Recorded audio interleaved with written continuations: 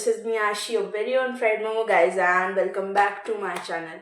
तो फाइनली मेरे को अपने YouTube चैनल का पासवर्ड याद आ गया कि हाँ भाई मैंने एक चैनल खोल रखा है, मुझे उस पर पोस्ट भी करना है. तो इससे पहले जो मेरी वीडियो थी that was the first video of my channel. It was about code writing. तो ये जो वीडियो है ये भी उसी का सीक्वल है. बेसिकली उस वीडियो में मैंने ये बताया था कि हमें कोड राइटिंग क्यों करनी चाहिए और कैसे करनी चाहिए. So let me summarize it for you ताकि तुम वहाँ जाके उसको दोबारा ना देखो. वैसे भी नहीं देखने वाले मुझे पता है, तो मैं बता देती हूँ. सो हाँ, मैं उसको समराइज़ कर देती हूँ कि मैंने उस वीडियो में बेसिकली बताया कि अब मैं तुमको ये बोलूँ कि तुम डिस्क्रिप्शन में जाओ, लिंक देखो, शायद ही तुम करोगे हो, तो मैं बता देती हूँ. उसमें मैंने बेसिकली यही बताया कि कोड राइटिंग हेल्पफुल होती है. It is actually helpful. Long term के लिए हो ना हो, शॉर्ट टर्म के लिए उस पर्टिकुलर सिचुएशन में वो एक्चुअल में आपको हेल्प करते हैं कोड्स आपकी सिचुएशन के अकॉर्डिंग. एंड मुझे बहुत करा है. और साथ ही में कि आप कोड्स कहाँ से ढूंढ सकते हैं. तो बेसिकली मैंने यही बताया और यही मैं इम्प्लीमेंट भी करती हूँ अपने लिए कि कोड मैं चैट जीपीटी प्रेफर करती हूँ, क्योंकि गूगल पे आप देखोगे तो सेम ही तरह के कोड्स आपको मिलेंगे. अब चैट जीपीटी ठीक है, वो जो भी बता रहा है, जो भी वो कोड अगर वो खुद भी बना के दे रहा है ना bro, it does help me. So yes, that was the initial video. So yeah, इस वीडियो में मैं आपको कोड्स बताऊंगी. अब मैंने ये तो बता दिया भाई कि कैसे क्या होता है, मैंने क्या कोड्स लिखे और वो मेरे को कैसे हेल्प करे. सो वो इस वीडियो में मैं आपको बताने वाली हूँ. सो या, आई गेस 5 कोड्स जितने मेरे को, मतलब I guess minimum 5 maximum 10 codes. Okay, so yeah, let's start. So yeah, this is my diary in which I write quotes. So the first quote is, you cannot change what you refuses to confront. Hear me again, you cannot change what you refuses to confront. So true. Like एक situation जो तुम नहीं change कर सकते, you have to face it ना. Why to be worried about that thing, just face it. So ये चीज़ मेरे को बहुत सही लगी कि लाइक मैं किसी चीज़ को लेके बहुत ज़्यादा टेंस हो रही हूँ, ये होगा वो होगा, क्या नहीं होगा. टेंस क्यों होना है, जो होगा वो तो होगा ही ना. बहुत सही बात बोली इसने. सो या, मैं कहूँगी कि ये शॉर्ट टर्म के लिए इस कोट ने मुझे हेल्प करा. ठीक है, आई बी ऑनेस्ट विद यू. अगर मैंने मेरे उस समय जो सिचुएशन थी उस हिसाब से मैंने मैंने बस लिखे कोट्स ढूंढे इस सिचुएशन के हिसाब से, तो उस समय मेरे को ये चीज़ बहुत हेल्प करी. और एक होता है ना कि आप पैनिक हो जाते हो कि क्या होगा. ये सब कोट्स, ये कोट पढ़ के मेरे को बहुत रिलीव्ड फील हुआ कि जो होगा वो तो होगा ही ना. So yeah, this was the quote. Now let's move to the next one. So the next one is, a moment of hesitation may cause you a lifetime of regrets. Yes, ये मैंने खुद ने भी feel करा है. ठीक है, कि मैं हेजिटेट कर जाती हूँ. मैं एक होता है ना ख्याली भूत बना लेना, वो मैंने कहीं पढ़ा था कि अगर मैं ख्याली भूतों से ना डरता तो मैं क्या जोर से जीता और क्या चैन से मरता. और बहुत सही पढ़ा है, बहुत सही लाइन है. मतलब मेरे को अभी तक भी मैं इस चीज़ को अडेप्ट नहीं कर पा रही हूँ. मैं अभी भी आई एम स्टक कि ख्याली भूतों को कैसे एलिमिनेट करें. But I am trying. Okay, so this is the code जो कि मैंने एक्चुअल में हेजिटेशन को लेके ही सर्च किया था कि मेरे को आई नो द प्रॉब्लम कि आई डू हेजिटेट अलॉट. और हेजिटेशन की वजह से ना ब्रो, आप बहुत सारी अपॉर्चुनिटीज़ खो देते हो. And I have experience that. ना बात करना, ना फेस करना, because you hesitate, because you create some pre-assumptions in your mind before even actually facing that situation, and you try to ignore that situation. उस चीज़ में बहुत सारी अपॉर्चुनिटीज़ मैंने खोई हैं. तो दिस इज़ समथिंग मेरे को है, मैं इस चीज़ को ओवरकम करूँ. Yeah, so the third quote is, most people who are criticizing and judging haven't even tried what you failed at. Yeah, so true. तो इसका क्या मतलब है?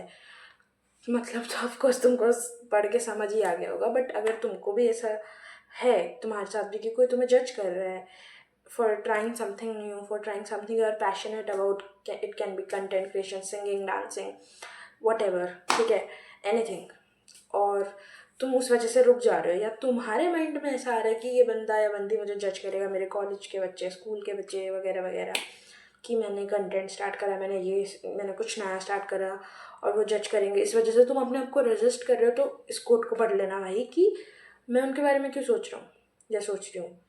उन्होंने तो उनको इस चीज़ के बारे में घंटा कुछ नहीं पता, वो लोग होते ही कौन है जज करने वाले। तुम ये सोचो ना, ये क्यों सोच रहे हो उसने जज किया, तो ये सोचो कि ये होता कौन है जज करने वाला, इसको इसके बारे में कुछ पता भी है, एटलीस्ट मैं ट्राई तो कर रही हूँ या ट्राई तो कर रहा हूँ। और ऑनेस्टली सेइंग, जिसने उस चीज़ को ट्राई करा है, जो उस फील्ड में है, स्ट्रगल कर रहा है या कुछ अच्छा कर रहा है, वो कभी मजाक नहीं उड़ाएगा, क्योंकि उसे पता है कि कितना टफ होता है।